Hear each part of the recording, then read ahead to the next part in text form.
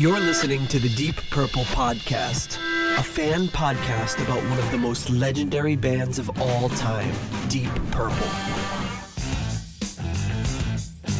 We take a look at the music, history, and people behind the band Deep Purple and beyond.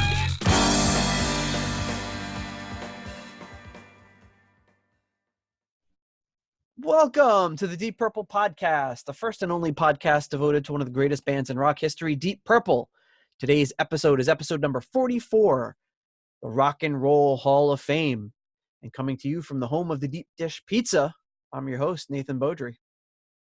And coming to you from the state of Rhode Island, your co-host, John Biggie Matola. Biggie. Biggie or Big E? Like the letter Big E? Or like Biggie Smalls or Big E? Biggie Smalls. Like Biggie Smalls? Yeah, because I was reading about the Rock's inductees for this year, and I was reading about Biggie Smalls. Oh, because Biggie Smalls is going to be the Notorious inducted. B.I.G., so I thought... Boy. I can't wait to hear everybody get all in an outrage about the fact that a rapper is being put into the Rock and Roll Hall of Fame. No! Oh, John Lord would be... I don't even know what to say about that. John Lord would be outraged. John Lord probably wouldn't care.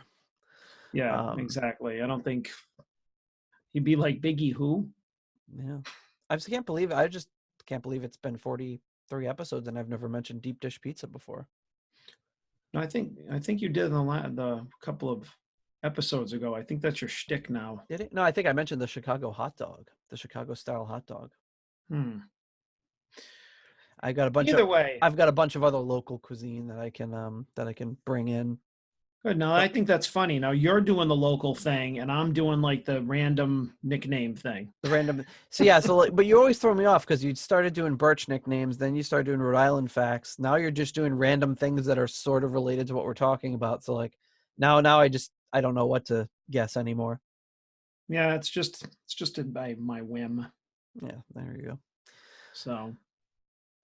All right. So if you want to keep updated on the show, please subscribe on Apple Podcasts to your preferred pod catcher. If you want to keep up to date, is that what I said? Up to date? Yeah, up to date. Right.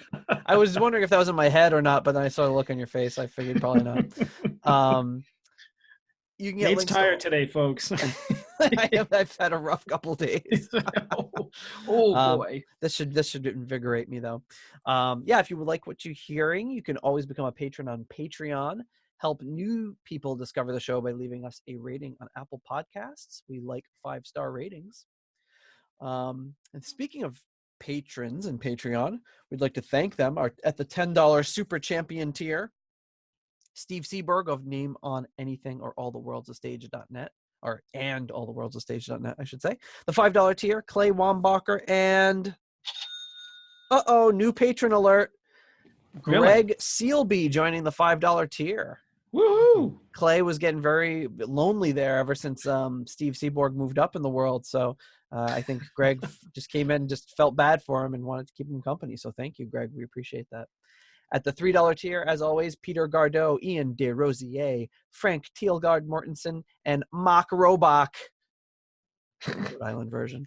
The $1 made-up names tier, of course, L's Murders and Spacey Noodles. We love you all. Thank you for your support of the show, which helped buy John's new microphone. It's thanks to you guys that I sound awesome right now. Yeah, he sounds as good as he can. I don't know if it's awesome, but well, the last episode or the first episode that I heard that we recorded with this new setup, it sounded like we were in the same room. Yeah, it sounds yeah, it's getting better and better all the time. And we've gotten, feedback too about some of the audio. So I apologize if some of the audio is a little too low, particularly the Windows episode.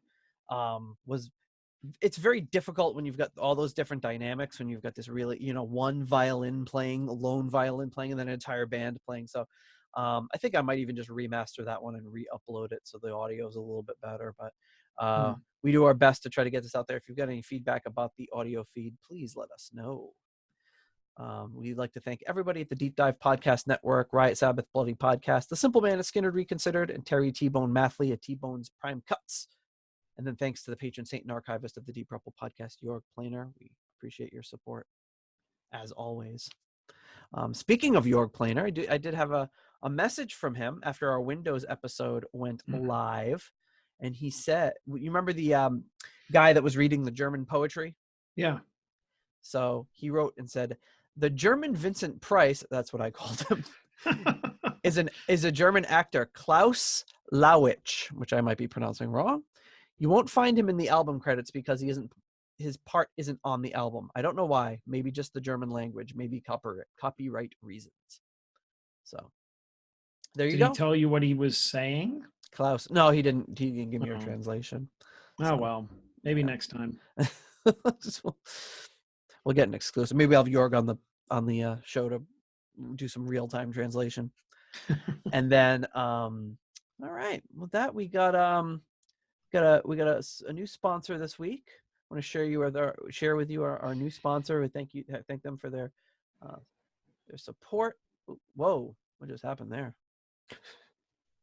Whoa, okay, there you are. Wow.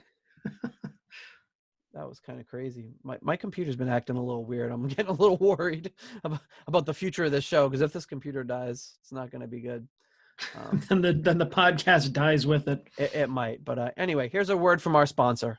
Fresh way to face the world. Easy breezy, beautiful, clever girl. Fresh, fresh complexion. Fresh way to face the world. Easy breezy, beautiful,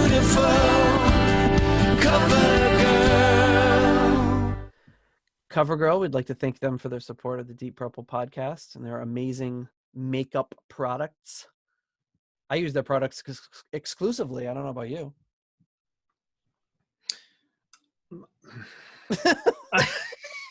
I wasn't prepared for that. You're never prepared for this. No, I'm not, because I never know what to say. What do you say to that? Just a little rouge. A little rouge, yeah. Is that does anybody even use that anymore? I feel like that's an 80s whore type thing. 80s whore. It's just like, get back in the house. You're wearing too much rouge. Is that the dad or whatever? Yeah. You can't go out looking like that.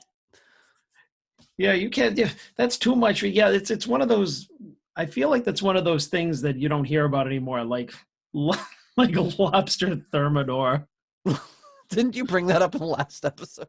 Like beef stroganoff, like some of the most 80s sounding dishes that nobody makes anymore. American chop suey. Well, you went from lobster thermidor to American chop suey. Well, yeah, but highbrow. You ran the whole gamut. I actually made American chop suey for the kids. They loved it. Yeah. Shepherd's pie. Shepherd's pie. Oh yeah, I love shepherd's pie. I haven't made that in a while. Anyway, rouge. I don't know how I went from makeup to food, but I know food better. You're like, I don't have much to say about makeup. Let's talk about food. I don't know, but thanks to CoverGirl, they're the best makeup ever is from CoverGirl. If you say anything to the contrary, you're a damn fool. Buy their makeup and support Lynn Turner. Yeah, just ask the guys in Poison circa 1986. Yeah, exactly. I'm sure Lynn Turner was probably wearing some mascara or eyeshadow while he's saying that. All right, so we're here today to talk about this is something that listeners had actually brought up, a subject that we do, which was Deep Purple's induction into the Rock and Roll Hall of Fame.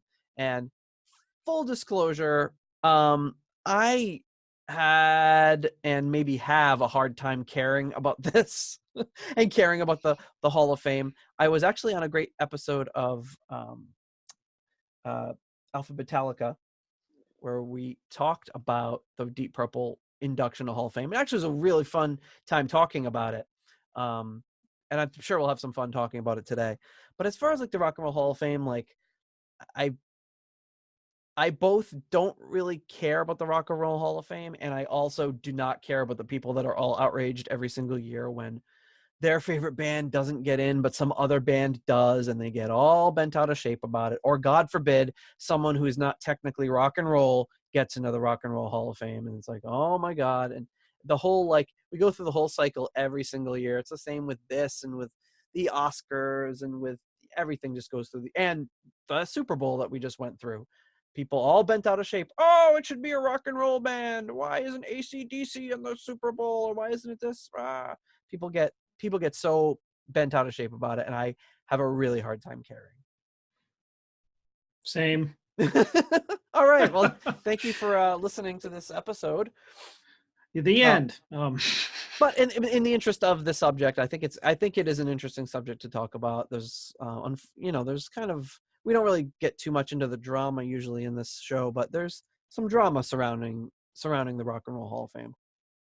Yeah, I mean, like I was, we were talking a little bit before the show, and I mean, I wanted to, make some somewhat informed comments about this whole thing, because like you, I really I watch from the sidelines every year as everybody gets outraged.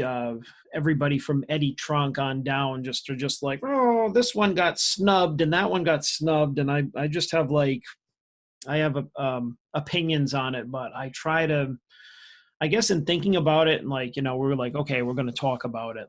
I always try to see both sides of the story, because I am not a passionate person about arguing or debating or anything. I just don't like drama. I just like to everybody to agree. I don't like disagreeing or debating. When I see a Facebook thread or something where people are fighting over stuff, I just read it. I never contribute, because I think we talked about this before, what is my opinion going to change? So, I don't get into that. So I think that, whatever we say is hopefully going to be more than just being like, brah, I can't believe that they waited that long type stuff, which I think is kind of stupid.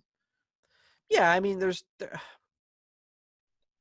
definitely some of that. Well, I guess we'll get into it. We should just, for a little brief history on the Rock and Roll Hall of Fame. Mm-hmm. It was established April 20th, 1983. And what's that? Which I was going to say, when I saw that, it made me think about when we were talking about all the state things that I was naming, and you were just like, those don't even have any credibility, because they were only 30 years old. So this institution's a lot younger than I thought it was. Yeah, it's 37 years old this year. Wow. That's 30. That was 37 years ago. Holy crap. Mm-hmm.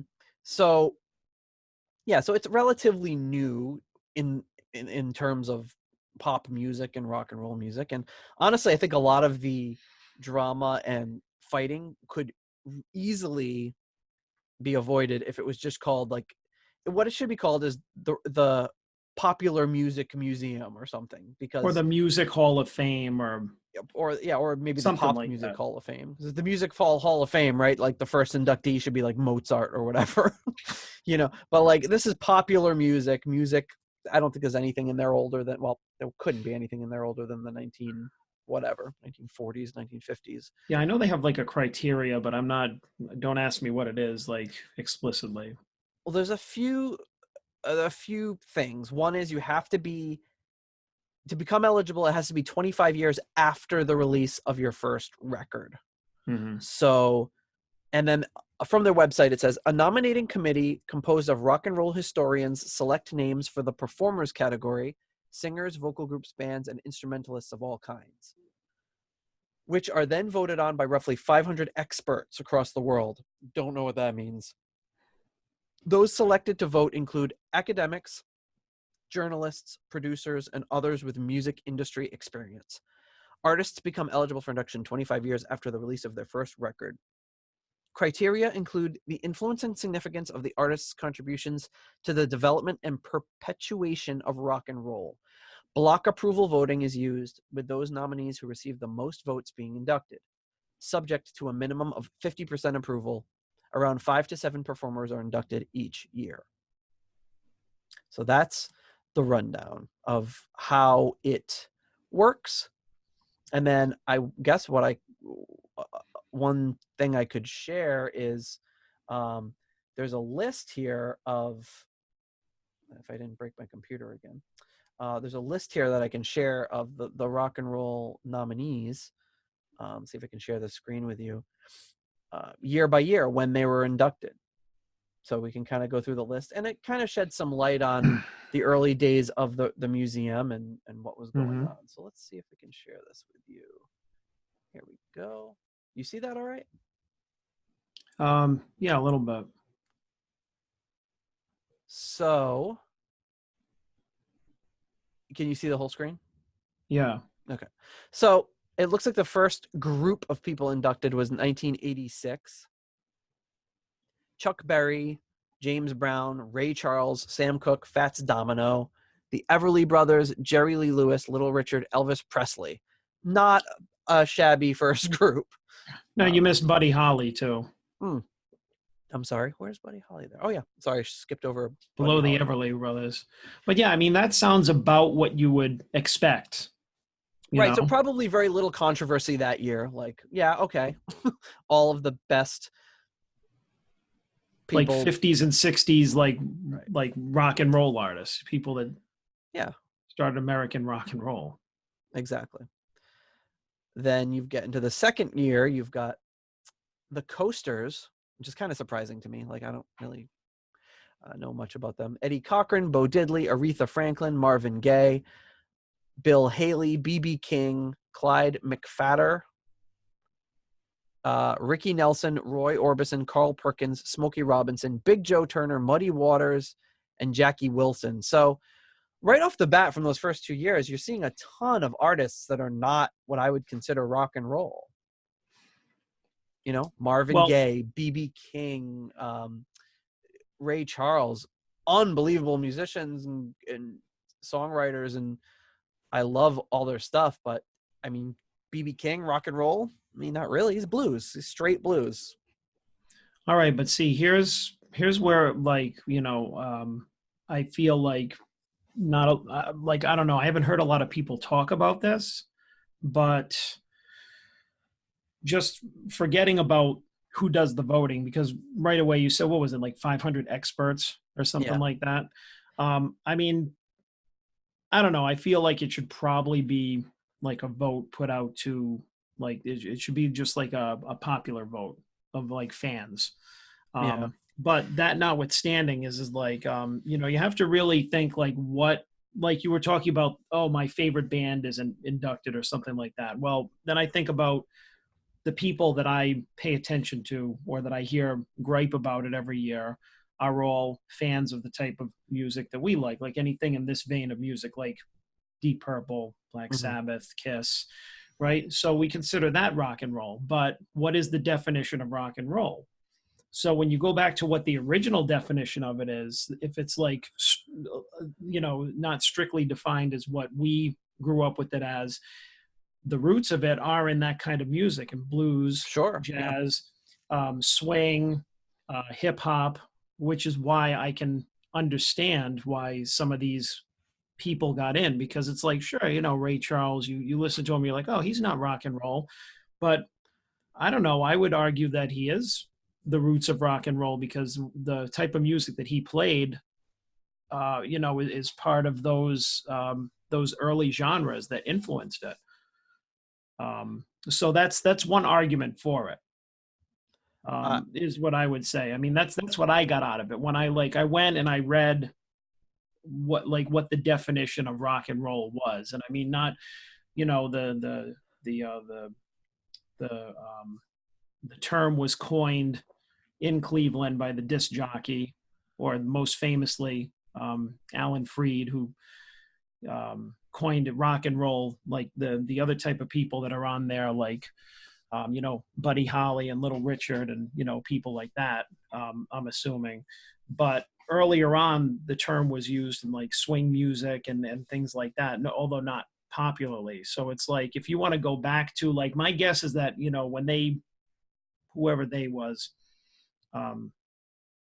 whoever started the Rock and Roll Hall of Fame maybe was defining that from its like kind of root terms of what it was, like the root of what it was, not just by what do you consider rock and roll now? Well, everything from like Elvis to like Deep Purple and on and on.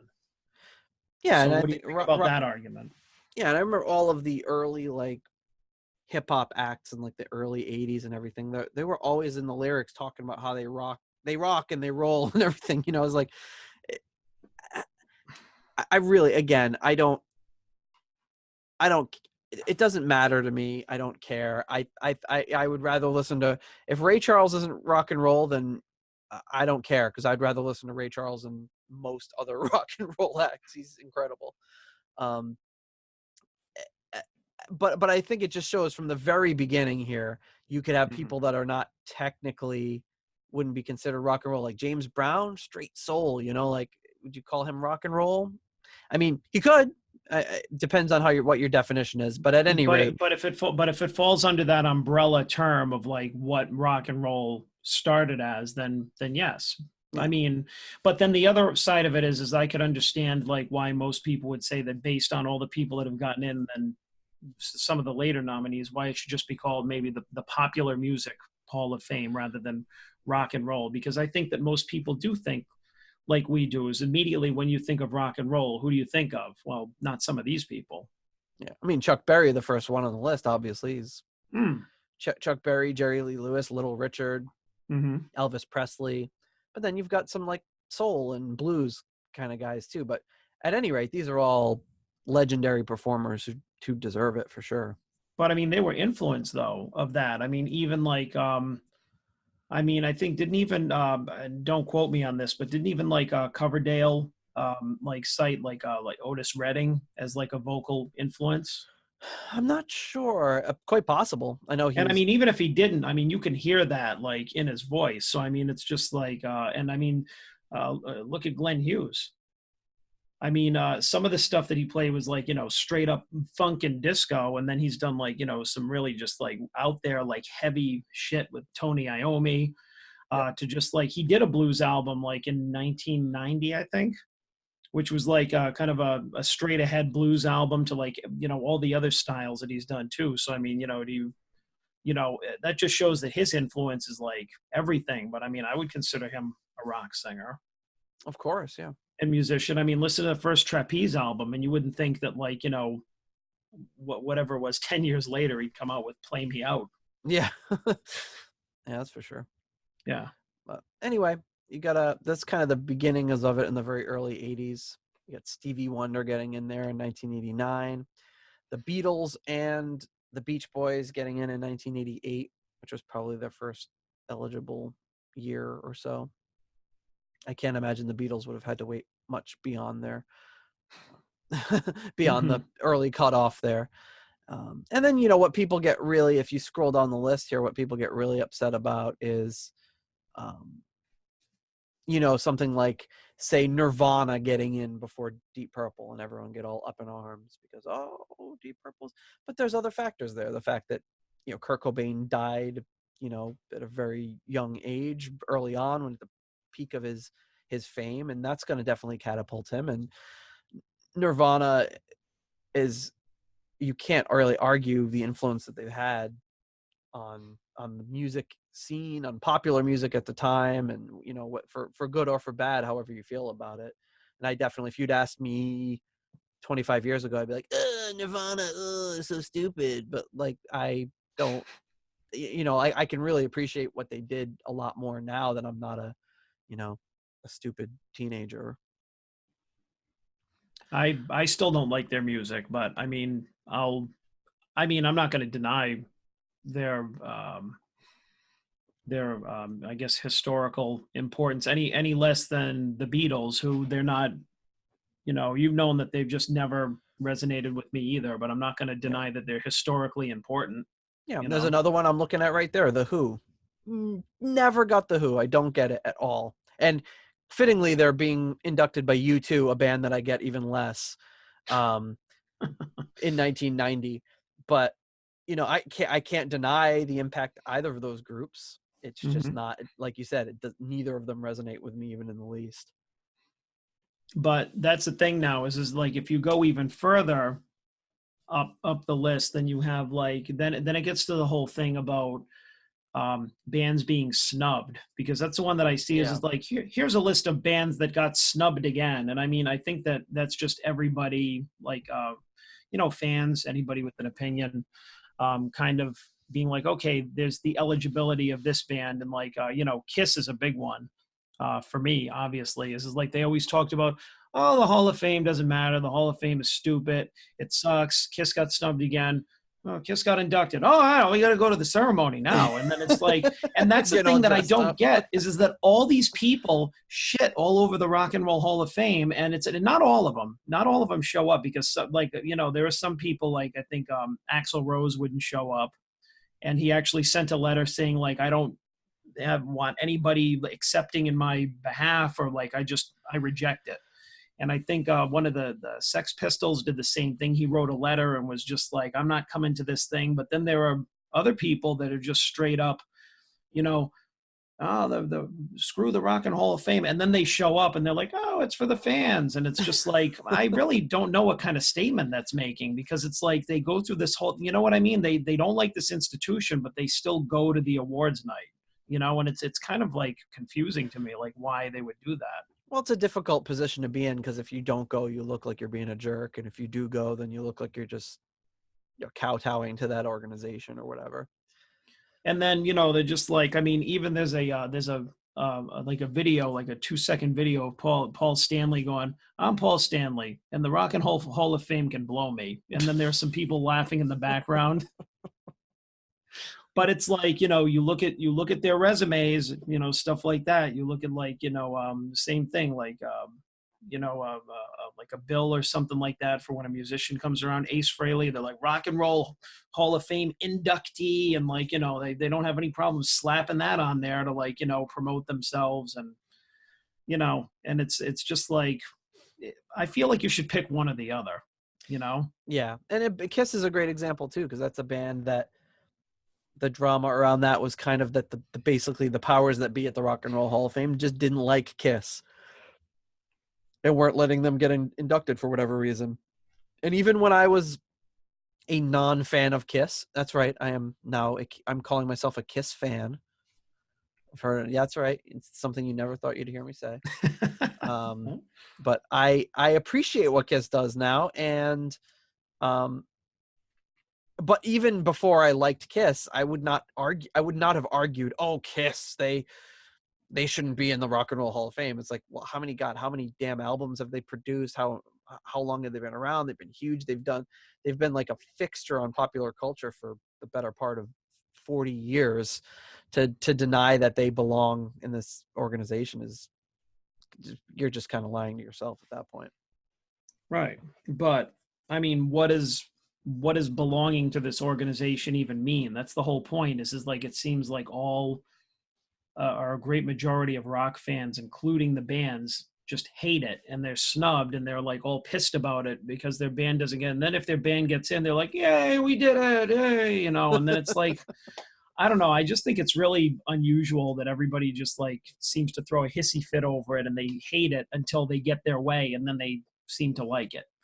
Right. And even then, the rules like don't make any sense, because if you stay on the Kiss thing, they would only induct the original 4 members and not any members after that. But you go ahead and you look to Deep Purple, and they inducted Coverdale and Hughes as well as everybody else, but not like Deep Purple's a random assortment.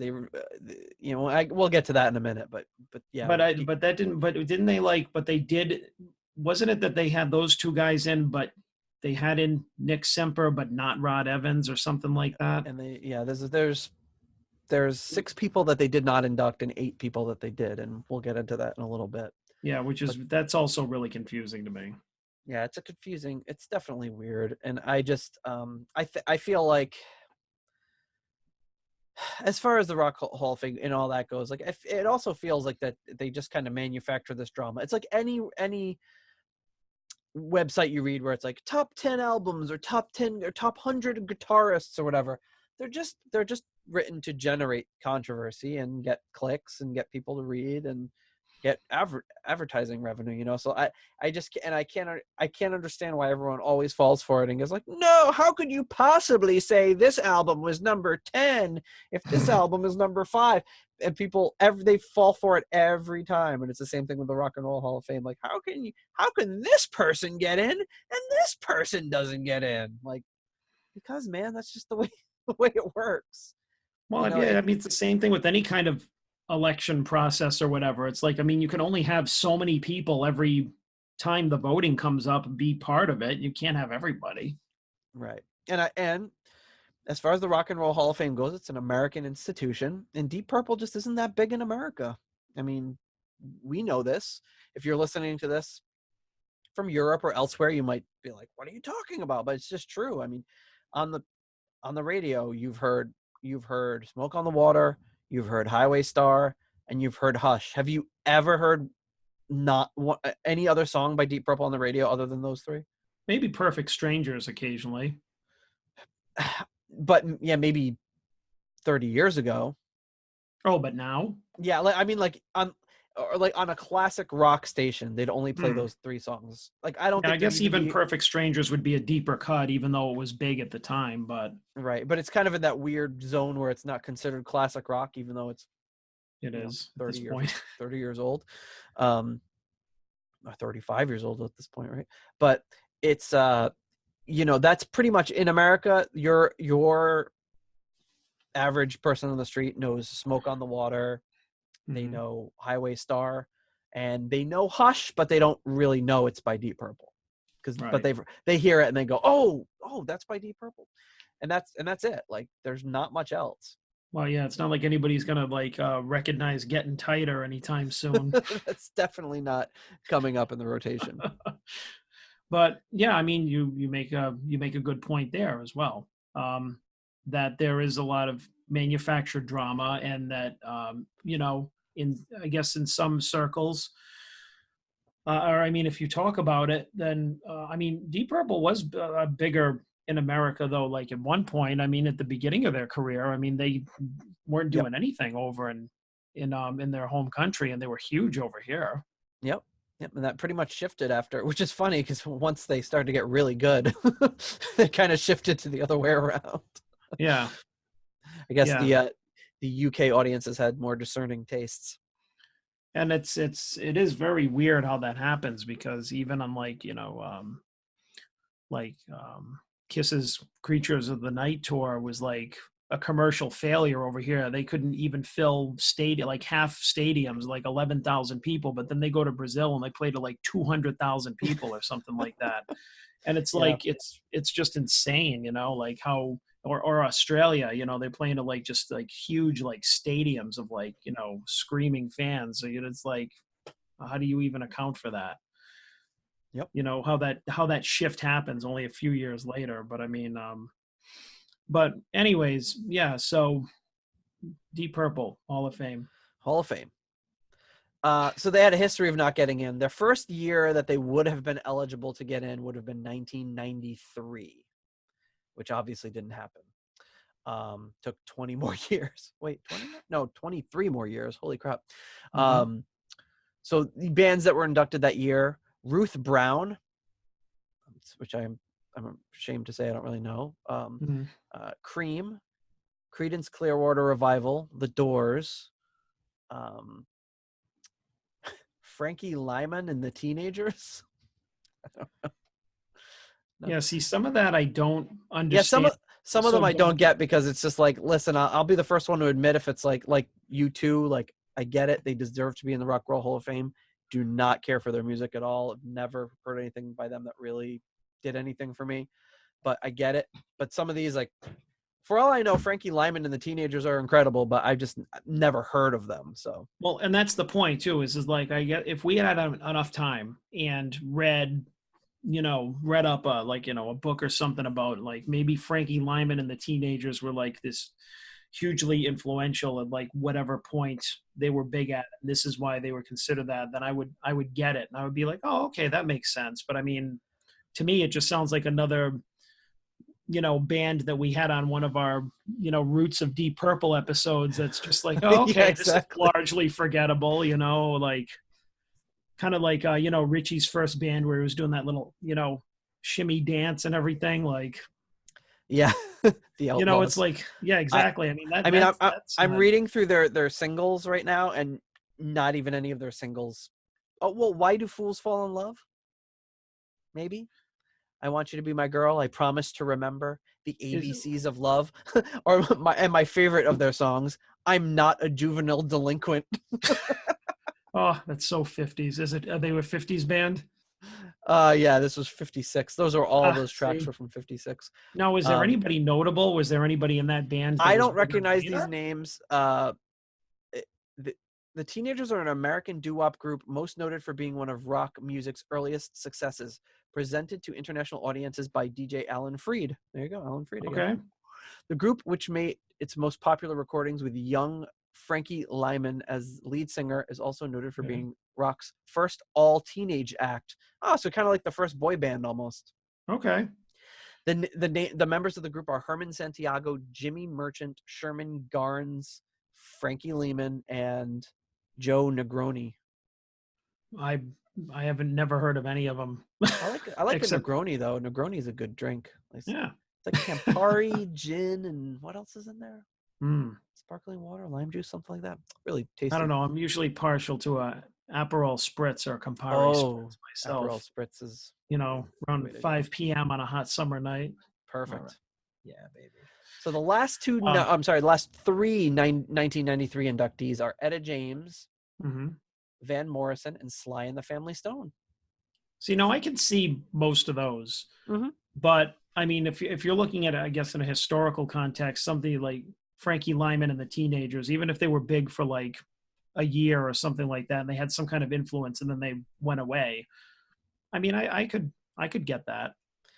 You and I we saw Etta James live at Great Woods when she opened for BB King. Wow. It was a long time ago. I don't remember. Maybe it would have been maybe 93, 94, 95. Wow. Okay. I guess I saw Etta James. Remember? Do you remember going to see BB King at least? I think so. Yeah. Do you remember the headliner? A gentleman by the name of BB King. You may have heard of him. I do remember that. I do remember that. I don't remember going with you. And Jimmy Vaughn was the first act. Oh God, I remember this. Is this when? This is bad. Did we go with like Eric and? I think we went with Eric and Derek. Wasn't that like? So it was Stevie Ray Vaughan's brother, right? Yeah, Jimmy Vaughn was playing, and he was playing. He was playing. We're in Great Woods, which is this big outdoor music whatever venue. And it's in Attleboro, Massachusetts. And so Jimmy Vaughn gets on the mic and says, here's a little song I wrote about a woman from Attleboro. And then I just look over, and you've got your hands cupped over your mouth going, bullshit, as loud as you possibly could. Which was just an absolute classic moment. And it was so true, because he says that in every city he goes to. But you're probably the only one who called him out on it so aggressively. I had his number right away, didn't I? It's just like, oh, I thought you were going to refer to that other thing, which is where the whole time we were just like yelling, Stevie Ray. Like basically just like screaming his dead brother's name, which is like the most asshole thing to do. Besides, I don't remember doing that. Apparently, that you must have done that with somebody else. Like I feel like me and Eric. It sounds like something you and Eric would have done. It's just like, it's Jimmy Vaughn. It's like, bring out Stevie Ray. Which is like the most insensitive, stupid thing anybody could say. But I mean, we were definitely in our teens, so I can be forgiven for that. I hope. I don't know. I wouldn't do that now. I mean, that's pretty bad. I don't even remember. Maybe I just blocked that out. Ridiculous. Well, no, let's not get into stuff that we have or haven't blocked out, because then you'll be reminding me of a bunch of dumb stuff that I said, which I'm sure I said a lot of. I think you can be appreciated for calling him out on the Attleboro lie, but 'Cause I can guarantee you he hadn't even heard of Attleboro, Massachusetts before that morning. He's like, what's Yeah, the it was name of like, He probably asked backstage, what the hell's the name of this town we're in again? Attleboro? Are you sure? the name of this one-horse town that we're in. I thought we were in Boston. No, we're just near Boston. It's Attleboro. Okay, all right. No, that's what they would do. All those, like, suburbs of Boston or outside Boston areas. They'd be like, hello, Boston. And we'd be like, we're not in Boston, asshole. Like. Yeah, we're in Brookline. Get it right. If you walk about 16 paces, you'll be in Boston, but we're in Brookline. So stupid. It's easier to. But anyway, now that all of our listeners probably hate me, or think that I'm hilarious. No, nobody's going to to think think that's talking hilarious. about. So we saw Etta James. It's basically Yes. So we saw Etta James. Moving right along. This is like an all tangent episode. Okay, so we'll get to Deep Purple eventually. So there was a lot of anger, obviously, that, oh my God, 1993, they weren't inducted. How is this possible? And this continues on for the next 23 years, every year. I've actually found a really funny video. You know those videos that's like Hitler is mad about blah, blah, blah, and it's the scene from that movie, and you know what I'm talking about? Yeah. So there's one that says Hitler realizes Deep Purple isn't in the Rock and Roll Hall of Fame. So I'm not going to play it because obviously the whole joke would be lost here because it's, Hitler yelling in German, which if you understand German is just a clip from an actual movie about Hitler, actually a really good movie. And then, you put subtitles over it in English that are just Hitler being upset about different things. And this one's about, he's like, I can't believe it. How? He's like, Ritchie effing Blackmore. How could he not be in the, and he's just going off. So I'll put a link in the show notes. Not going to play it because it would, not translate at all to this format. So there's a lot of controversy surrounding everything. The first thing, so we're going to play some clips. This is going to be a little bit of a different episode. It already is a little bit of a different episode as we're 45 minutes into it or whatever. So this is Ritchie Blackmore. This is just a written piece. I'm sorry. So Ritchie Blackmore, there was talk about him not being allowed to attend the Hall of Fame, and to this day, nobody really knows if he didn't want to go or if they didn't want him to go. Who knows? But there's an article here, and I'll have links to all this stuff in the show notes. Deep Purple co-founder won't attend Rock and Roll Hall of Fame ceremony, but manager denies he was banned. And the quote from the article is, "The lineup we have now has been together for the longest of any incarnation," Ian Paice says. "Quite honestly, they should have included Steve and Don, and perhaps short-lived guitarist Tommy Bolin and frontman Joe Lynn Turner. Everybody who's been involved with the band, even for a short time, is instrumental in making it work and ensuring it still exists to this day." Pace acknowledges, "So I think if you're going to do it, everybody should have been invited to the club." And that's kind of at the heart of this. And another part of the controversy is it's weird that the band doesn't even get to say who's inducted and who's not. That's just like they pick seemingly at random. Well, not entirely at random. Obviously, Gillan, Blackmore, these are some key players. But then there's other peripheral people who are mentioned, and there's some that aren't. It's just very, very odd. And then the first audio clip play here is just kind of a Ritchie Blackmore. It's actually an interview with Ritchie Blackmore talking, if I can get this open here, talking about his thoughts on the Rock and Roll Hall of Fame. So, oops, let me open this video here. Ritchie Blackmore, here we go. So, him noodling around on the guitar for a few seconds, and I'll find. He's not exactly the awards accepting type. A lot of the people in the business come up to me and say, "Oh, you've been nominated for such and such. Do you want to turn up?" And I go, "No, I'm not really interested in receiving awards and all that self-congratulatory patting on the back by the elitists in the business. It's meaningless, especially when you see some of the other people that have been nominated." And I always shy away from it. So I think they know that, well, there's no good giving this guy something because he's not even going to turn up, and it's going to embarrass them. I have absolutely less than any interest for the Rock and Roll Hall of Fame, blah, blah, blah, whatever it is. And it's come up a few times, and I've kind of warned them, look, I'm not really interested. But you should be in there. And I'm like, why? It's meaningless to me. To me, what my heart tells me, if I'm playing up to par, that's what I consider being good. And also, all the people that I do consider good are not in there. All the people that I consider to be brilliant musicians are not in the Rock and Roll Hall of Fame. It's only personalities. It's popular people. That to me is not musicians. There's a difference between musician and popular personality. And a lot of people don't understand that. Good news is that estranged drummer Bun E. Carlos and the rest of Cheap Trick may be... So there you go. That's Ritchie's thoughts on it. I actually agree with him. I mean, that's probably like, I mean, it's, typical Ritchie being like what we consider typical Ritchie, like, being very, opinionated, whatever. But I think he actually made some good points. Absolutely. I liked his boots. In his boots.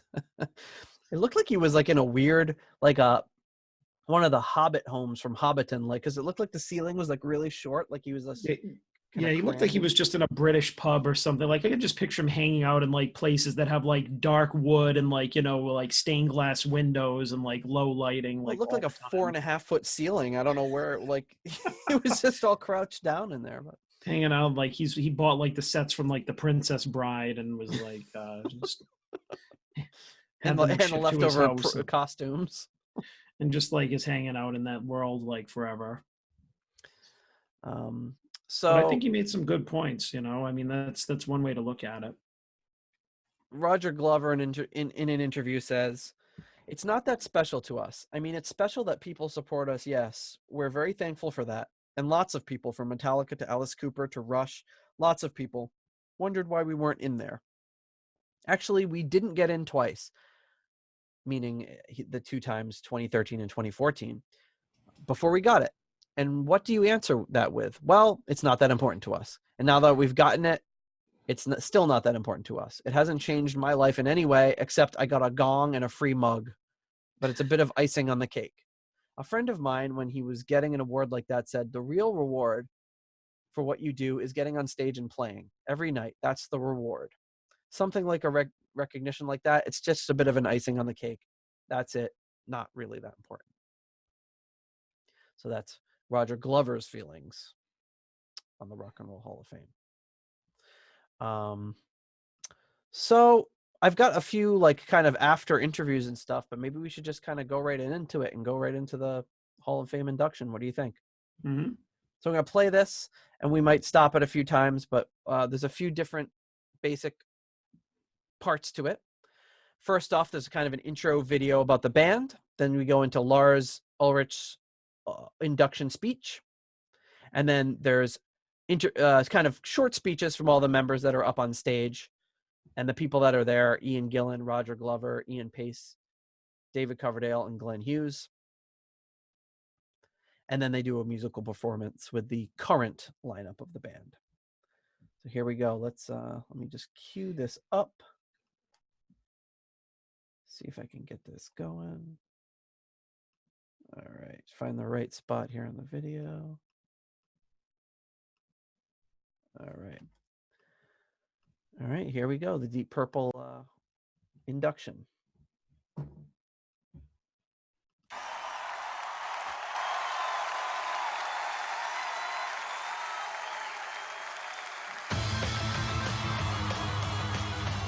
It's strange, actually, because the legend of Purple, I suppose, has become greater than we actually were. Nobody gonna take my car, they're gonna race it to the ground. Nobody gonna beat my car, they're gonna break the speed and sound. For the first 2 years of our existence, we really didn't know what we were doing, and it kind of shows. As we were staggering into 1969, Ritchie and I, but also Pacey the drummer, realised that the band was in danger of not being quite what we'd seen it as. It wasn't until Led Zeppelin came along that we really had a direction. We thought, that's the type of music that we want to play.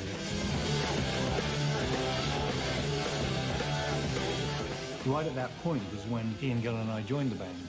This guy with this astonishing range, this stratospheric scream. That we weren't a sort of progressive band, that we weren't a sort of arty band. We were a hard rock band.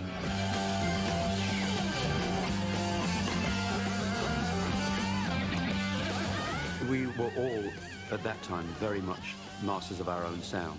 Everyone was pushing each other, even harder than it otherwise would have been.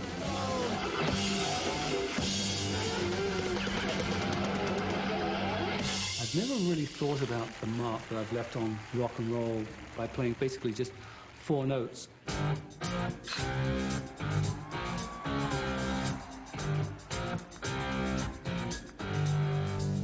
Never a thought did we have that it was going to be the song that it became. One of those magic rock and roll anthems.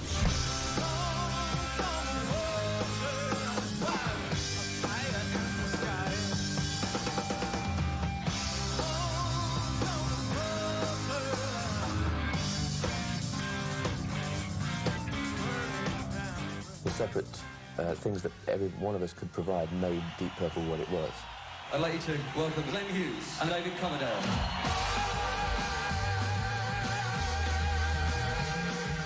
It was our characters that formed that band, the Blackmore Lord vision from day one.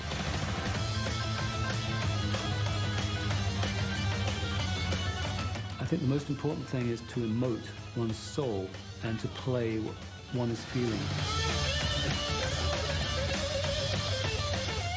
This band is pretty fearless, let's be clear. They were never frightened to play a new trail.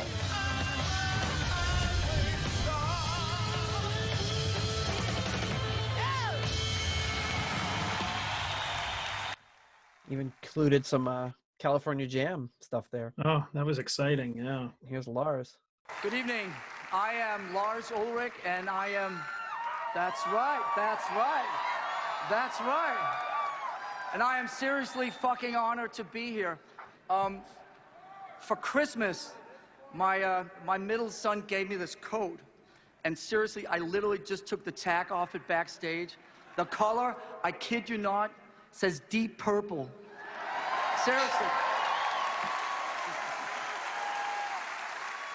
This night is a culmination of 2 musical journeys. One is mine, the other is that of the band that changed my life and rock and roll. Deep Purple were a beautiful contradiction, jamming one classic after another with raw intensity as if they were in a garage playing for no one but themselves, yet at the same time projecting a 1,000-yard deep stare into the bowels of the arena. Yeah, that's right, bowels, he said bowels. Let me break this down for you. Singer Ian Gillan, where are you, Ian? Right there. That's right. Center stage, a magnet for the eyes, personifying every trait of epic frontman coolness, screaming his lungs out and reaching notes so high, I'm sure he was breaking glass all over town. Behind him, on the drums, little Ian Paice, a rock and roll cocktail of hair, sweat, and spit, somehow managing to wipe the steam off his glasses as he pressed this freight train forward, and doing it in 8-inch platform heels. Very impressive, Ian. At stage right, the regal John Lord. I'd never seen, that's right. Oh, this is good. We love John Lord, yes we do. I had never seen anyone get so physical with his organ. But I was only 9. He did things with the Hammond C3 that no one had ever done before, firing the results through a wall of Marshall amps and Leslie speakers, uniquely heavying up the sound into uncharted territory. Let me emphasize this, John Lord was the first to truly amplify and distort the Hammond organ. Sadly, we lost him in 2012. Bassist Roger Glover, cowboy hat, paisley shirt, next level smoothness, the one keeping it grounded, groovy, and dare I say, sexy. His eagle-less stage presence supported the crossfire energies of his bandmates, disguising a firm vitality as both songwriter and co-producer of the biggest records. And then there was Ritchie fucking Blackmore.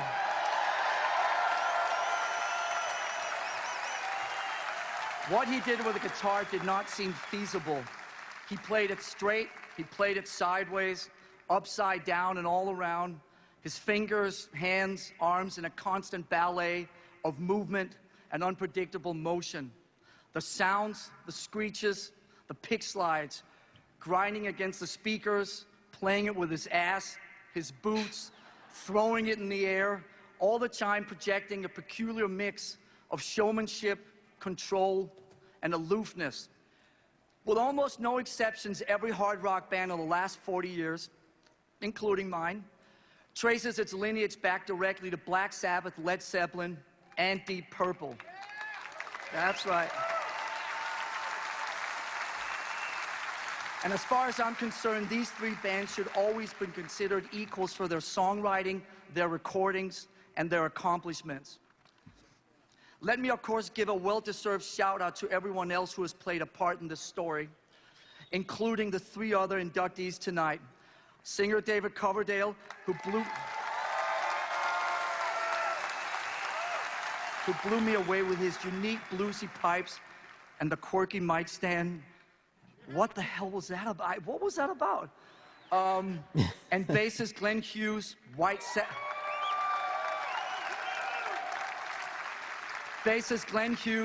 satin suit, and way cool rocker hair to go with his R&B influenced vocals.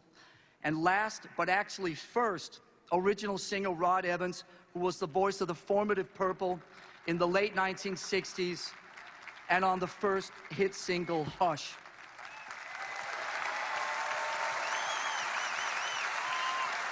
Don't be shy. So from the 8 inductees tonight to the 14 band members who have played in this band, it's obvious that great music often comes from tension, and what great music it was. With phenomenal songs, Speed King, Child in Time, Strange Kind of Woman, Highway Star, The Woman from Tokyo, Mistreated, the list goes on. But wait, there's one more song, right? The one featuring perhaps the most classic guitar riff of all time, the first thing anybody learns on a guitar, the riff that has actually been banned from being played in music stores to preserve the sanity of the staff. The riff that even I, the most illiterate guitar player in the known universe, can actually play. You know the title, Smoke on the Water. Well, come on, then.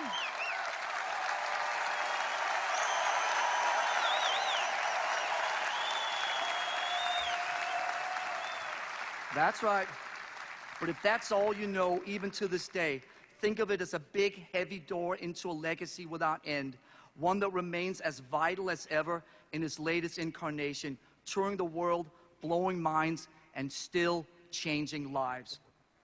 There's a picture on the nightstand next to my bed, once again, I kid you not, given to me long ago by my buddy Frank.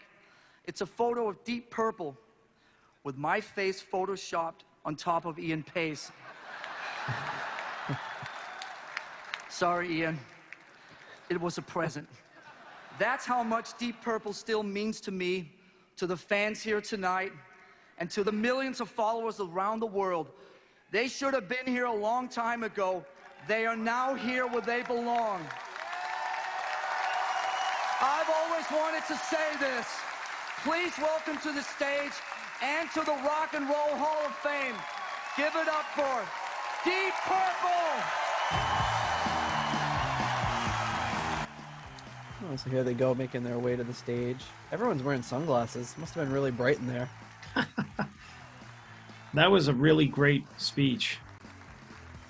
Yeah, it was. Lars is another guy where I kind of, years ago just kind of wrote him off, but he does a really great job with that speech. Who's that lady? That is John Lord's widow. Oh. So here we go. We're at the... anything else about the speech before we press on with the band members? Well, you know what? I think I kind of get it a little bit more now because I'd never seen that speech before. And I think that like he was really like he really did a great job with it. But I think what I got out of it was you know, I guess I can see a little bit more why it's important, because even though like the nomination and the politics and everybody being like, screw the Rock Hall and all this Rock Hall of Fame and stuff like that, is when you're at the ceremony and, you know, your band is there. It's more about being there and the appreciation for them and the love and support that you want to show to them and the pride you feel that, you know, your band is being recognized.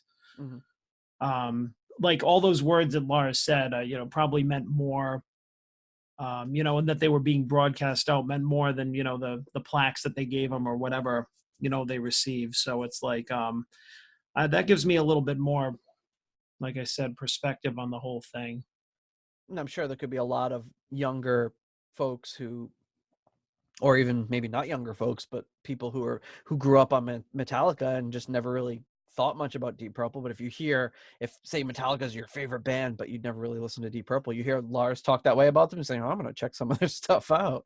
Like I've got to see where, like, I know that's how I got into a lot of things. And sometimes when you listen to the influences or the people that influenced your favorite bands, you're like, I don't get it. So that might be the reaction, but I'm sure for a lot of people, I mean, I was into Metallica before Deep Purple, but I just kind of stumbled upon Deep Purple more randomly, not through this obviously. But I can see an appreciation for both easily. All right, so we've got the speeches here, starting with none other than Mr. Ian Gillan. Well, thank you, Lars. That was amazing. This is a great honor, and it's very humbling to be amongst this exalted company. I would just like to mention briefly the names of all the people who've been in Deep Purple, whether we've been indicted or not. And starting at the beginning, not only Rod Evans, but also Nick Simper, who played bass in the original band with Ian Paice, Ritchie Blackmore, and our beloved John Lord. Then Roger Glover came along, and I came with him. After that was David Coverdale and Glenn Hughes, and then Tommy Bolin, and Lynn Turner, and a brief but very important year with Joe Satriani. 22 years ago, Steve Morse joined us. And then there was the new kid on the block, Airey, who's been with us merely for 14 years. And that's about it, I think. And every one of them has played their part in this remarkable family. You know, this is not really for us. I think this award is very much for our families and our business connections, our crew, and our fans who have been absolutely amazing over what's been nearly 50 years. That's it. Thank you. This is great. Roger Glover, where are you? I think it's great that Gillan recognized everybody like that. Like, I think that was a really big statement for him to make, because it would have been very easy for him.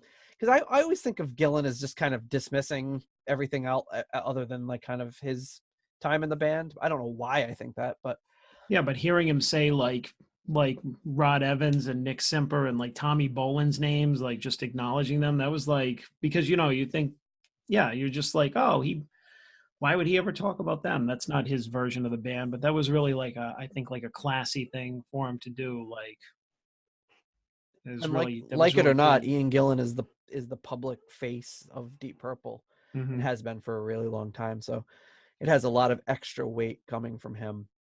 And the fact that he did it like just kind of off the cuff, it wasn't like it wasn't like the concerto where he's reading the lyrics off the floor. Like he had that at the ready, you know. And you know, you could say, oh, that's easy, but you try standing up in front of a few thousand people and trying to even remember your own phone number. It's not that easy. I'm sure. Yeah. Granted, he's had a little experience being in front of crowds. But all right, next up we got Roger Glover. Wow, finally we're here. Thank you, Lars, for reading out what I wrote. That's very nice of you. And thank you for all your support and everyone else that supported us over the years. It takes a small army of people for each one of us to actually be here. And, I mean, the word thank you isn't quite enough. Our families, the friends who've put up with us not being there. There's an enormous amount of people we should thank, and I'm not going to go through their names because I can't remember them. But Tom Hanks liked that my one. friends in Deep Purple, Ian Paice, Ian Gillan, John Lord, and Ritchie Blackmore changed my life forever. And I'm deeply indebted to them, as I am to all you people for making this possible. The fans rule. You do. Hey, I just realized Glenn Hughes is dressed like Nikki Sixx from the Theater of Pain album. My daughters, Really? I was Gillian, thinking of Beetlejuice. Lucinda and Melody, my love Miriam, and all those people that have supported us, but not least of all, Bruce Payne, our manager, who's been with us as agent and manager since the early 70s. He's been with us through all the peaks and valleys of our career. Thank you very much. Beetlejuice. And thank you all for being here. Thank you. Great honor. Sorry, Roger. Yeah, I mean, every time I see that get up, I think Beetlejuice. Oh, don't look in the mirror. Don't say Glenn Hughes 3 times, or else he's gonna come to life. He's gonna come out and be like space. and it's funny because I feel like Lars Ulrich's like delivery is like he's like get a Michael Keaton kind of energy to him. Yeah, so his dynamic of like Michael Keaton and somebody dressed like Beetlejuice. Oh. Anyway, nice little speech and thank you from Roger Glover. And next up, I think we got Ian Paice.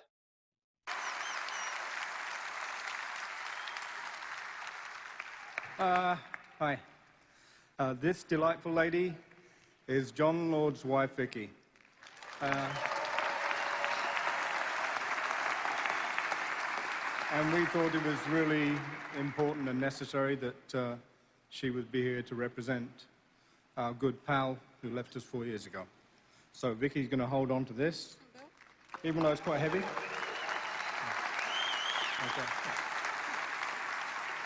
Okay. Yeah, I'm the guy who's been there from the beginning. I've seen it all, and when I say I've seen it all, I mean it. The good, the bad, the crazy, the stuff you look back on and go, how the hell did we get in that situation?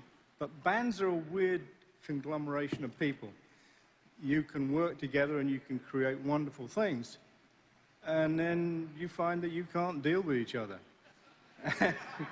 And bands are strange creatures. They have a will, soul, a life of their own, and they're beyond understanding. But when it works, it's pretty damn good. In fact, nothing better. So, for me, thank you very much for this honor, and for all the fans that have been with us for years, thank you very much, and have a great night. It's kind of emotional there in that, you know, he's with John Lord's widow, who is also what John Lord's widow is the twin sister of Ian Paice's wife. So his good friend's widow and his sister-in-law on stage with him, and she's also the ex-girlfriend of Glenn Hughes. So it's kind of a lot going on. Jesus, it's like a Fleetwood Mac situation going on here. Well, yeah, both romantically and just musically, all the ties between these people standing on stage is just kind of crazy when you think about it. Yeah. Next up, we got David Coverdale. Yes. Good evening. Not quite as eloquent as my colleagues there. How are you? Nice to see you. Look at him. Well, first, He's having I'd like so much to fun. express my appreciation and gratitude to the Rock and Roll Hall of Fame for the honor of being inducted in such a regarded institution with so many of my heroes. Hendrix, Miles Davis, Muddy Waters, Otis Redding. Incredible company. I would also like to offer my sincere congratulations to all past and present members of Deep Purple, my incredible musical mentor, Ritchie Blackmore, and particularly the very much missed Tommy Bolin, and of course the immortal John Lord. I'd like to particularly thank all the fans of Deep Purple around the world who not only keep the music alive, but continue to support all the offshoot bands as well. And last but not least, my amazing, incredible family. My beautiful children, Jasper and Jessica, and the most inspiring person in my life, my beautiful and beloved wife, Cindy. I love you. I love you all. Music has been there for me when no one else was, so thank you. Be safe, be happy, and don't let anybody make you afraid. Wow. Yep, it's pretty much Coverdale does not disappoint. No, yeah, it's funny how he starts. Oh, I'm not as eloquent as everyone else. It's like, yeah, you're way more eloquent than everybody He was like else. the best speaker out of all of them. He was like, it was like he practiced or something. And I'm sure it was. I mean, he probably didn't. He probably just made it up all as he went along because he's just so naturally charismatic and charming, and just able to switch that on and just be that person. Like that's exactly who you want, kind of representing anything. But so far, I'm like really like impressed with all these guys. Like they're just showing a great amount of like class and respect for each other and like the legacy of the band. And it's like, I don't know, I just feel, it makes you feel really good about it. Yeah, well, just think of all the connections too of all of how they've worked together. I mean, many of them work together in so many different projects outside of Deep Purple, inside of Deep Purple. Glover producing their albums. I mean, it's quite a rich history there for everyone on stage. And last but certainly not least, the spaceman himself, Mr. Hughes.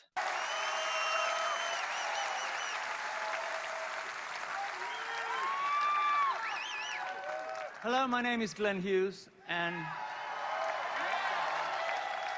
I am so grateful to have been given the gift of music. I was born in the United Kingdom, but my soul was born in Detroit. And I found my way to California at 19 years old, brought to America by my friends in the Moody Blues. I want to thank Roger Glover, actually, for getting me to the Hall of Fame. I replaced him, and I joined the band as a co-lead singer, bass player. We auditioned one man, only one man. That man has been one of my closest friends for 43 years, David Coverdale.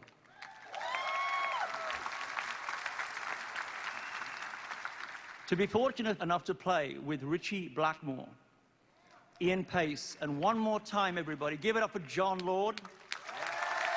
Please. I want to thank the greatest girl I've ever known in my entire lifetimes, my wife, soul, and loving partner, Gabrielle Hughes. You take my breath away. I'm so happy for us. A long time ago, a friend of mine said, you got to keep forever changing. Keep forever changing, because music is the healer. Ladies and gentlemen, my award is dedicated to the fans. God bless you all and have a lovely, lovely evening.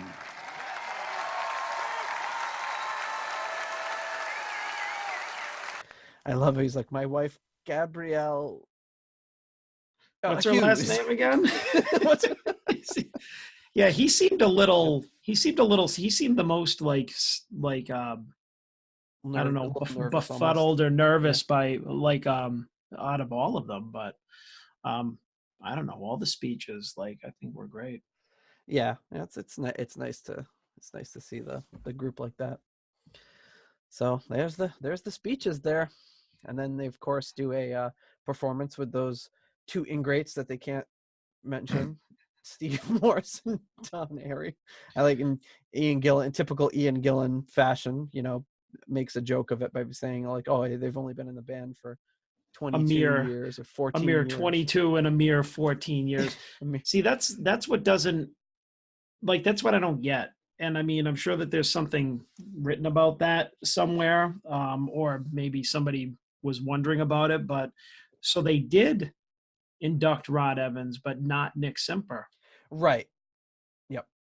And which I always thought was, I knew it was one of them and not the other, but then Coverdale and Hughes got in, but not Tommy Bolin posthumously, and not the two newer guys. I mean, I could understand Satriani not being in there because he was a fill-in for a year. Yeah, he wasn't on any proper recordings or anything. Right. But yeah, I think that Steve Morse and Don Airey should have been part of that. And it's even more confusing, like that the current version of them, they played, right, at this? That's who played? Yes. The current version. And if you just go back to, that's another confusing thing. If you go back to Kiss's induction, they only wanted the original 4 to play, not the current band. Right. Which is just like so unusual, like how something like this happens, like how the decision, like I guess it's the decision-making process, like what goes into it. It's almost like you said, like maybe they are trying to create drama, like they knew that doing that to Kiss and Kiss's fans would create like this big thing, you know, which what's gonna cause the biggest ruckus. Exactly. You know, if we make the original 4 members of Kiss play, maybe they'll get in a fight. Or if we don't allow Coverdale and Hughes, or if we I think that was probably more of a band management decision, but it sure would have been great to see. As much as, you know, I get tired of interviewers asking, would you play with Ritchie again? It would have been nice to see Ritchie be up there and have Hughes and Coverdale do like a Super Bowl style medley where they busted out Burn and then went back into something else, you know. But and I think it's entirely possible, because you know what it made me think of is just like they did the Butterfly Ball, they did Windows, they did all these other projects where like basically everybody up there on stage, they had all performed together, like in some capacity, even if they weren't on stage at the same time. I mean, it's like, you know, knowing what we know about, I like how they acknowledged all the offshoot bands. I think that was that Coverdale? They called it that? Or I don't remember. Well, I think it was Gillan or Coverdale, and he mentioned the offshoot bands. That's the acknowledgement of like basically what our podcast is dedicated to, which is just like, I mean, like, look at the Butterfly Ball, right? It's just like Ian Gillan, Glenn Hughes, Roger Glover, like Coverdale, they were all involved in that. So, John I mean, it's Lord not in the live version. Yeah. So it's not outside the, you know, stretch of the imagination that they could have all performed Well, then you've that got night. Don Airey's history with Rainbow and everything. Like, I mean, he's got, if you consider that, he's been with this group on and off for this entire amount of time too. I mean, he's been swimming in the same circles as them. Yeah. I mean, it was still great to see them all on stage together and acknowledge each other, and, you know, the history of the band, and, you know, acknowledge Ritchie with a lot of respect, and, you know, pay tribute to John Lord, which, you know, is when you lose somebody like that, when you're fans like us, like seeing that kind of recognition just makes you feel so good. Oh yeah. And about it. So, all right, so we get the performance coming here.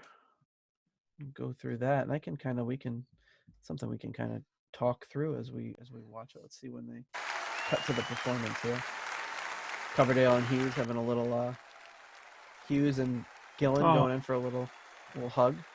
I love it. We love to see it, folks.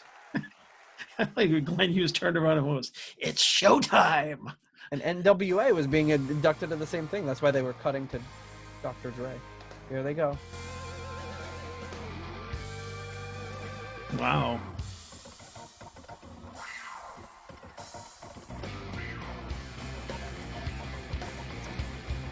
So they're playing their first big hit. Yeah, which only Ian Paice was involved with on the stage.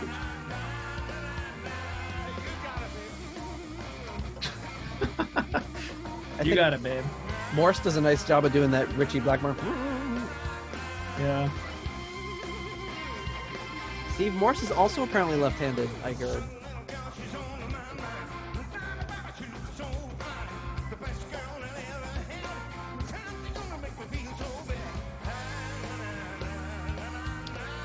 I love, and Don Airey got all decked out, and he's like wearing a full tux.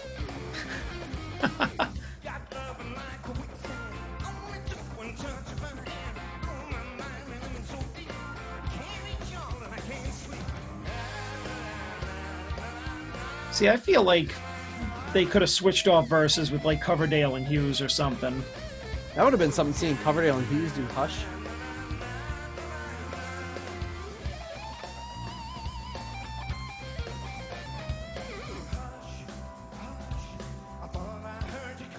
Yeah, they could have done Hush, and it would have been great. It would have been great to see Gillan singing Burn. You know, that would have been something if Rod Evans had showed up. Imagine he didn't tell anybody he was coming. We'd be like, who's this guy? Yeah. I mean, he looks happy and bald-headed, and who's that happy bald-headed guy? Oh my God, it's Rod Evans. It's Rod. Funny if he just showed up in jeans and a t-shirt, you know, hey, how you doing? I could that little spaceman outfit he wore in the new Deep Purple. It is too bad, though. I mean, something like this would have been like a great opportunity for everybody to come together. Like, you know, him, Blackmore, like that just would have been like unbelievable to see them all together. And it, you know. Oh yeah.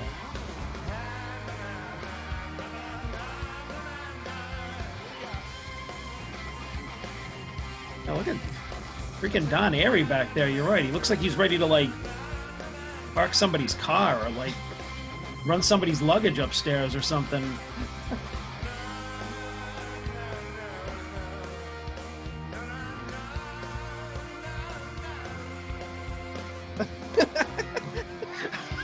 Gillan looks like he forgot the words. What's the next word? Nah. Nah. What is it? It's nah. Ah, got it. Got it. Roger Glover cleans up pretty nice. Oh, yeah. Of course, I could have predicted they were going to play this one. How did you know? Well, I know they weren't going to be playing A200 or anything. That would be incredible. They bust into A200. He was in Coverdale at Backstage, like, what the hell? Anyone's daughter. Like something really like unusual. They just threw in like a verse of some real deep cut, like that would be awesome. And now's not the time to get avant-garde. No, you gotta keep it to the basic radio hits if you're gonna be performing on this stage.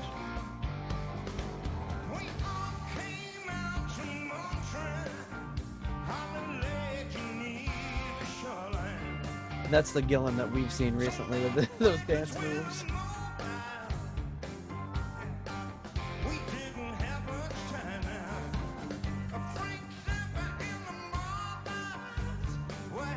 Cut to a picture of Coverdale and Lord there.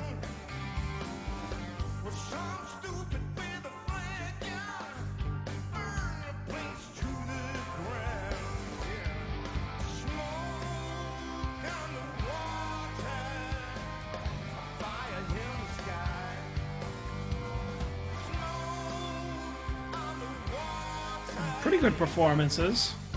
Yeah. It's tough going into a cold like this, just going on stage and playing a couple of songs. I mean, yeah, like we were saying, they're not breaking any new ground, pulling on any deep cuts, but I mean, they look good, they sound good.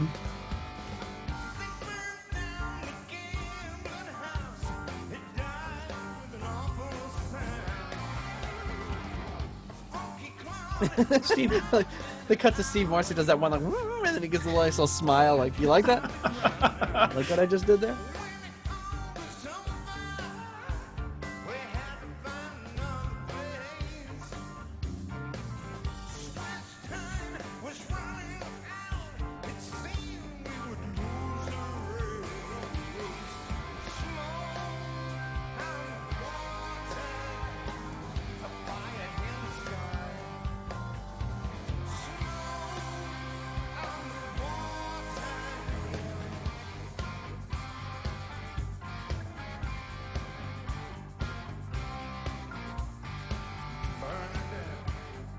I think they're just doing the radio edit here.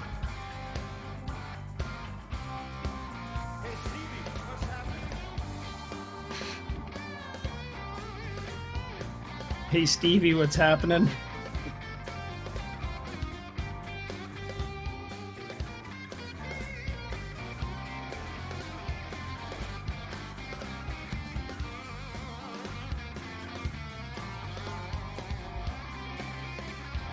Gillan grabbed the tambourine. Of course he did.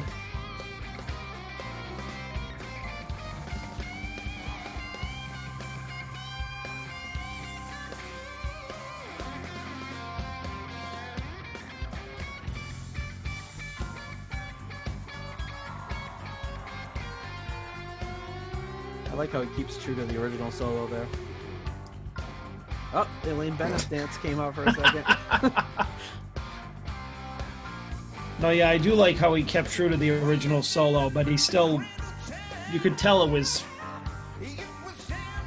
him playing it. Yeah, he embellishes like in the middle, but he keeps that that little end part, that little staccato bend thing in there. Yeah.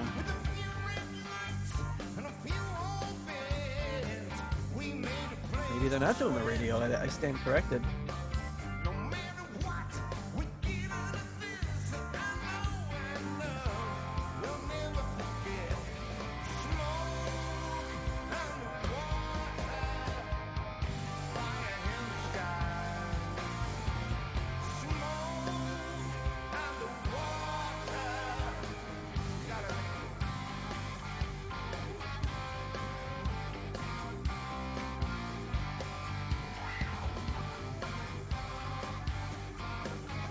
Airey makes it look too easy. Yeah, what an awesome replacement in the band for John Lord. I think that'd be the perfect replacement. I can't think of anybody that would have been able to fit in so well. And like you said, what a well-known name and contributor to the Deep Purple history. And all the stuff he's done outside of Deep Purple. The guy, he should be in the Rock and Roll Hall of Fame alone.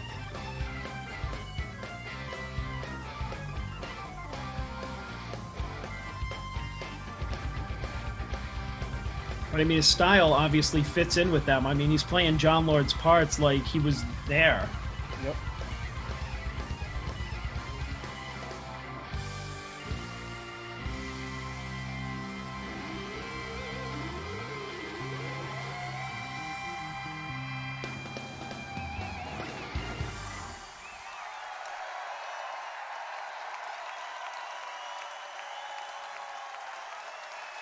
Roger Glover throwing picks out in the crowd. Take it easy.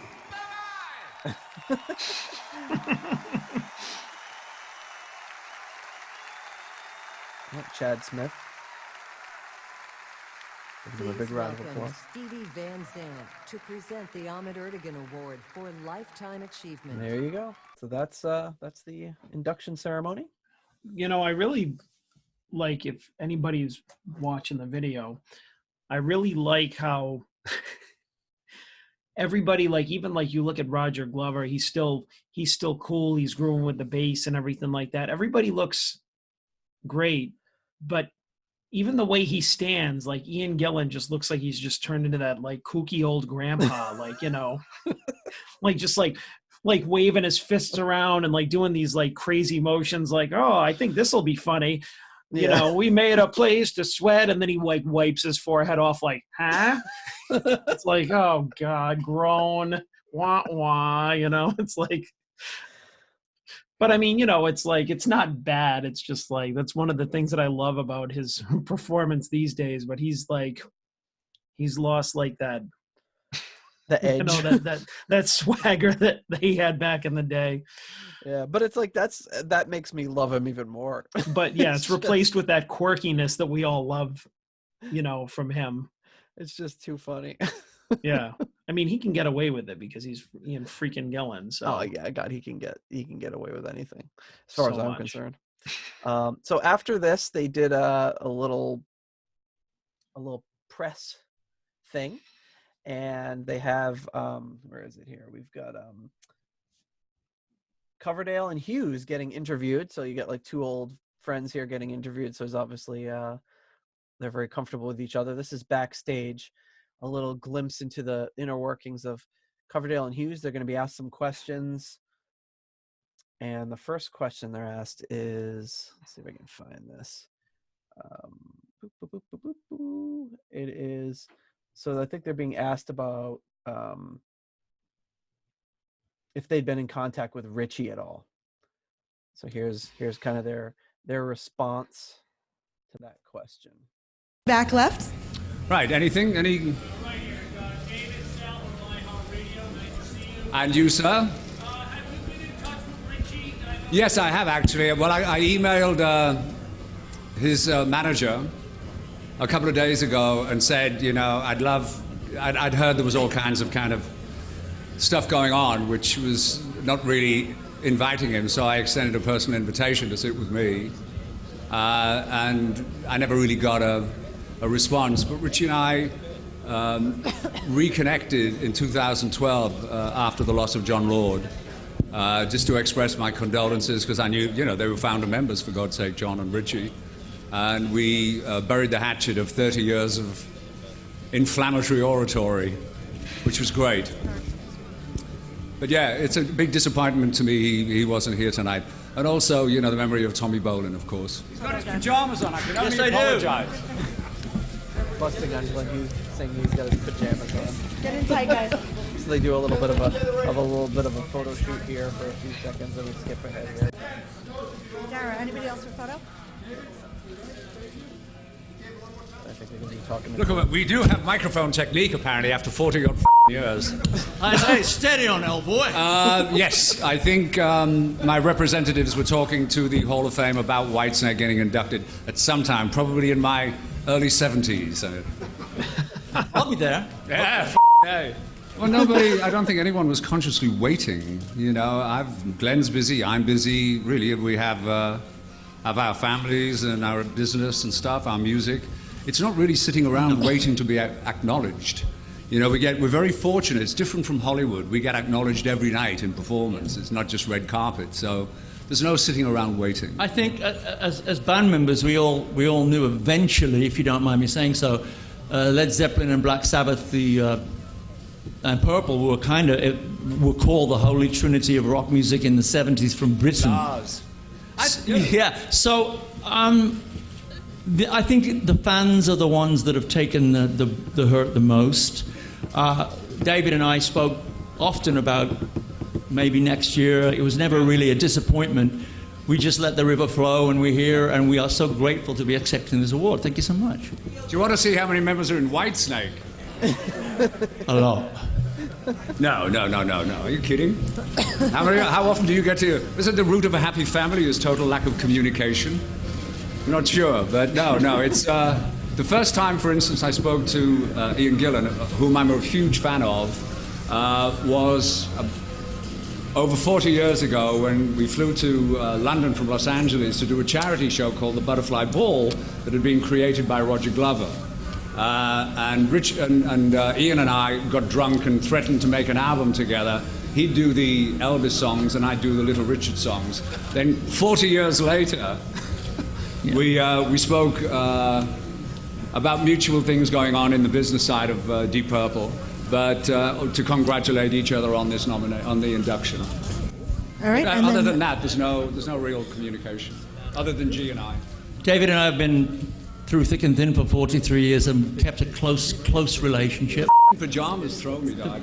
I asked for it. It's formal. I am a well-dressed pajama type of chap. Between you and I, of course. Do we get to vote? Yes, we do. Oh, okay. We are now voting members, and of course, I'm getting all these phone calls from people that you know.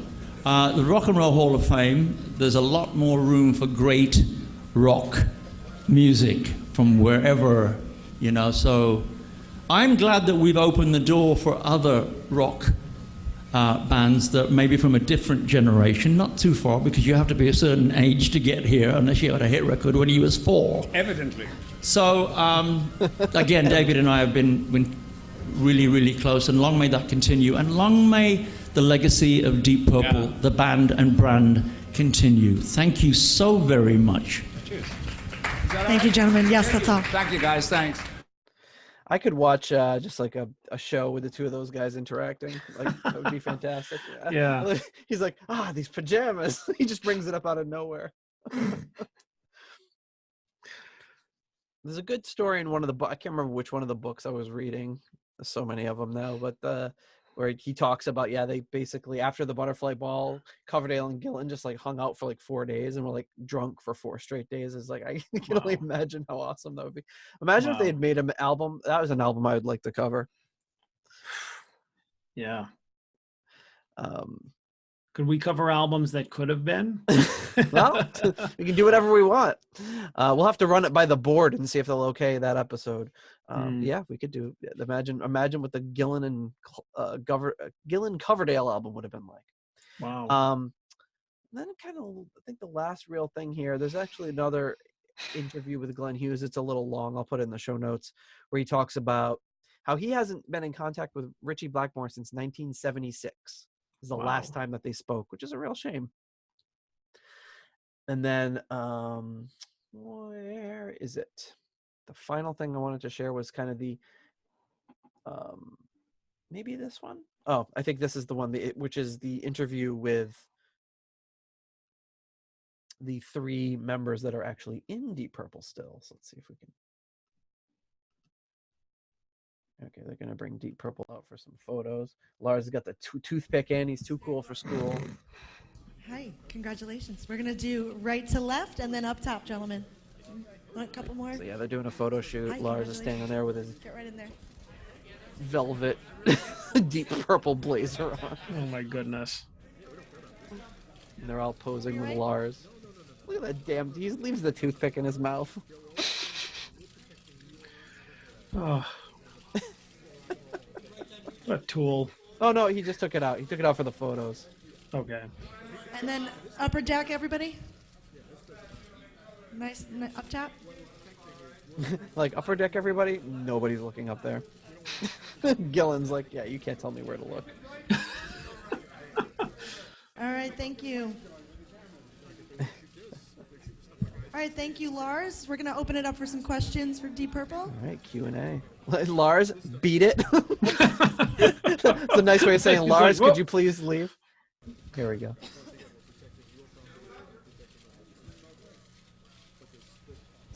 Coming in a second here. Maybe I'll edit this down. Eventually they'll get the question. All right, over to the left, right here. Go ahead. Hi, it's Sal from your radio. Roger, I want to get your take. You know, you Roger, I want you to get take. You mentioned Ritchie Blackmore. Where do you stand on him not being here with you guys? I invited him. Yeah, it would be lovely to actually be standing here with Ritchie and John, but that's not reality at the moment. So it's the way it is. But Ritchie and John in particular, and Ian Paice, I have to say, when I first met them, I'd never met musicians like that before. And they taught me a hell of a lot. So I owe them an enormous debt. And I just wish we could all be together here. I know how much the current lineup means to you, but we all know the real reason the body of work that Deep Purple is being recognized for is the body of work from that, original and second lineups, and then with, of course, David and Glenn. So the question is, do they put their bygones aside for one night and get all their members together? Well, I told you already. I invited him. Yeah. Twice. You have to understand, Ritchie is a singular animal, and he could say he wasn't going to turn up for the last 6 weeks, and he'd just like him to have turned up. So you never know. It would not have surprised me at all to look around and seen him there. But it was Ritchie's choice, and that's fine. So yeah, so Ian Paice says, it would be just like Ritchie to say he's not coming and then just show up out of the blue. So, Ian Paice explaining to the press that Ritchie is kind of his own cat and does things his own way. No problem. Thank you. And gentlemen, we have one more in the back. Yeah, sorry. Asking what they thought about Lars's speech. Did you hear that? No, we didn't know what he was going to say, but I wish we could live up to it because it was wonderful. Okay. All right, gentlemen, thank you very much. Congratulations. Okay, guys. Thank you, man. Thank you. I like Ian Gillan. What? We invited him. As I've told you, fools, we've invited him. And then there's like, I told you, fools. And Ritchie, did I read? I don't think I read this, but off of Ritchie Blackmore's official Facebook page, which I don't know who maintains that or if it's even official. It says Ritchie was honored by the offer of induction to the Rock and Roll Hall of Fame. He was discussing the possibility of attending until we received correspondence from the president of the Rock and Roll Hall of Fame, who said that Bruce Payne, management for the current Deep Purple touring band, had said no. Therefore, Ritchie will not be attending the ceremony. He sincerely thanks all the fans who voted for him for their support. So, oh, that's stupid, if it's true. I mean, I don't know. There's so much going on. There's so much history, so many layers. I mean, who knows? But I mean, another huge factor is Ritchie Blackmore is Ritchie Blackmore. I mean, you heard what he said in that earlier interview. He didn't care. He's not really interested in that sort of thing. And I don't think the members that were there were that interested in it. I think they did it because it was like, it'll be a fun night. We'll go there. We'll bring our wives. We'll sit down, have a nice meal. We'll perform for 6 minutes. You know, I'm sure it was a fun time for everybody, but like they said, I mean, I take them at their word that they didn't think it was that important. It wasn't a make it or break it. And it wasn't, and at the end of the day, and that's kind of my take on it too, is like, who cares if your favorite band is in the Rock and Roll Hall of Fame or not? Are they still your favorite band? Like, is that going to change anything? It's always nice to be recognized, and you can play Monday morning quarterback and say this band should be in before that band and this band deserves more recognition. But at the end of the day, they're Deep Purple. They've had, whether it's visible or not, they've had a huge influence on music and in this genre in particular for the past 50 plus years. So that's what really matters. All right. So that's it. The subject I never thought we'd cover, the Rock and Roll Hall of Fame. Yeah, we definitely got a lot more mileage out of this episode than I thought we would going in, because we were just kind of like, what are we going to talk about? It's kind of one of our first fan suggested episodes. So, I should say listener. I don't know if we have any fans, but our listener suggested episode. So hopefully that was entertaining, and it is a lot of fun. And I do enjoy a lot of the aspects of this. In fact, like the Lars speech and all that. And it's great seeing, just the emotion when they talk about John Lord and all that is really kind of touching. So, all right. So other than that, we've got the news. The only news piece I really had, I don't know if you saw this, but it's been kind of been blasted all over all the normal sites you would normally see things like this. But Michael Schenker was interviewed in Rock Candy magazine about how he was potentially going to collaborate with Coverdale. And he says, it says, back in the 80s, when I had the Michael Schenker group, my manager at the time, Peter Mensch, believed we needed a new singer to replace Gary Barden. I'd picked Gary for a reason, but Peter wanted to take the band to the next level, and he wanted David Coverdale to work with me. Coverdale probably asked Mensch to get me and Cozy Powell and Chris Glenn over to Whitesnake to replace Bernie Marsden and Mickey Moody and whoever else was in the band at that time. I think that was the idea, but I didn't want to let go of MSG. I said, no, you asked Coverdale to join us. So it's kind of like, I won't join you, you join us. You know that song Dancer from the MSG Assault Attack album? I actually jammed that song with Coverdale. I already had the music and we'd sung it differently with some different words. So we tried something, but I didn't really want to do it. So another musical collaboration that could have been Michael Schenker and David Coverdale. Not really that familiar with Michael Schenker. I know Michael Schenker group a little bit, but I mostly from their crappy 80s stuff. So I'm sure, no offense, but I'm sure maybe some of their other stuff would be more appealing to me. But I've heard some stuff from him here and there. Like, I don't love him consistently. It's like, I've heard some songs where it's like, oh, that's good. But I've tried to listen to like whole albums or like his UFO stuff. And it's just like, it's inconsistent for me. I don't always love it. Yeah. But I mean, it's like got some good stuff.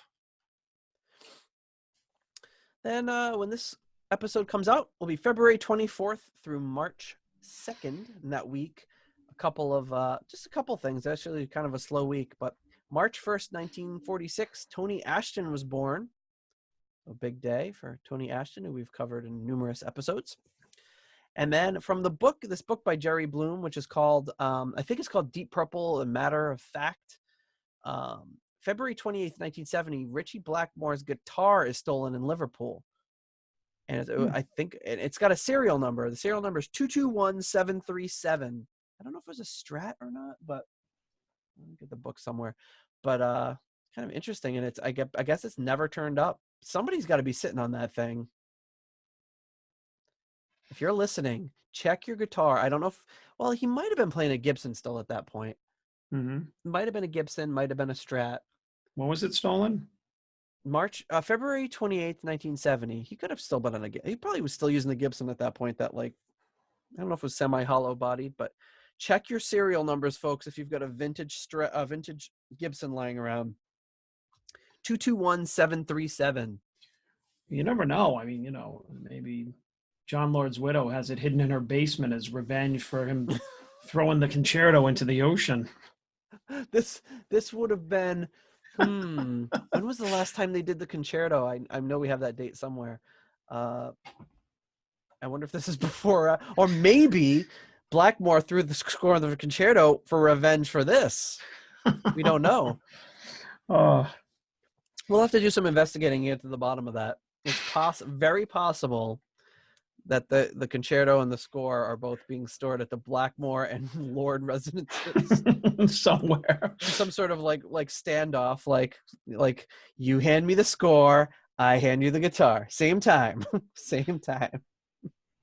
Either way, what a couple of collector's items those would be, huh? Yeah, that'd be a great 1-2 set. You never know. Somebody might to this day have that guitar and not even know. Yeah, I mean, yeah, but they could have just sold it and. Yeah, so somebody's just got this vintage guitar, has no idea that it used to be Ritchie Blackmore's. You just see Ritchie Blackmore booking a flight to Liverpool and trying to kick the person's ass and take the guitar back. Or just taking the big book from the concerto and beating them on the head with it. Oh, boy. All right, well, that's all we got this week. Let us know what you think. Leave us a note in the comments. Click like and subscribe, right? Is that what we're supposed to say? If I don't know. If this episode even makes it to YouTube and doesn't get banned. Who knows? I know we get banned too often these days. Yeah. And not for anything. We're too controversial. Yeah. It's okay. Upload an entire album and put it on YouTube with just like nothing to say about it. Totally fine. Try to discuss it critically. Banned. All right, everybody. Well, thank you for listening, and we'll talk to you again next week. Yep. See you then.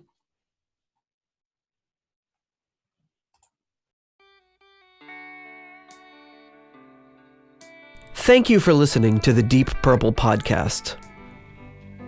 If you like what you hear and would like more episodes in the future, please donate on Patreon to support the show. You can also give us a rating on iTunes to help new people discover the show. You can follow us on YouTube, Instagram, Twitter, and Facebook for show updates. See deeppurplepodcast.com for more details. Thank you for listening.